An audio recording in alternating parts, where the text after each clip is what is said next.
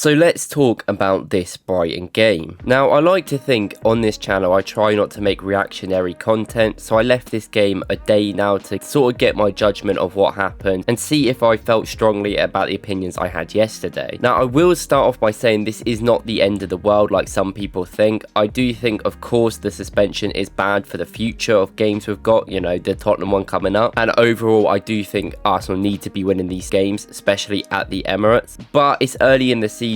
Last year we struggled quite a bit at the early of the season. We drew to Fulham early on at home, and I would rather have these slip-ups a little bit now and buy our time later in the future and then get better. I do not think it's the end of the world because we drew one game. That being said, the Declan Rice red card of course changed the game, and it's been spoke about hundreds of times already. I'm just going to give my quick overview of what I think. Now, I don't think Declan Rice should kick the ball away. However, I think it is so small, it's such a small detail where I don't even think Veltman's trying to kick the ball. The argument that he's stopping the start of the play is stupid because the ball is rolling, so it wouldn't have been allowed to start anyway. And the fact that Veltman basically got nothing for, in my opinion, deliberately kicking someone. You don't kick someone that high, and it was to try and get the ball which was already gone a couple of seconds before. And there is definitely a lot of hypocrisy with the fact that João Pedro kicked the ball away in the first half, and it honestly happens hundreds of times a game and people are not punished. So suddenly when he's on a yellow, he gets second yellowed for it, which completely changes the game on its head, and the VAR can't even do anything because it's second yellow. Overall, I think it is a poor decision, and the reason why I think it's mostly the poor decision is because not even looking at the rule book that everyone keeps mentioning, the rules are not enforced in football. Everything is up to the referee's discretion, and the referee is advised to have common sense when he makes a decision. If a certain situation goes a bit out of hand, tempers are definitely heated, then he is allowed to not necessarily give a yellow or give a red card for certain matters. For instance, when they were kicking the ball at each other in the Villa game with McGinn and Saliba and Ben White, he had a right to give cards to all them people, but he didn't because he understood that was part of the game.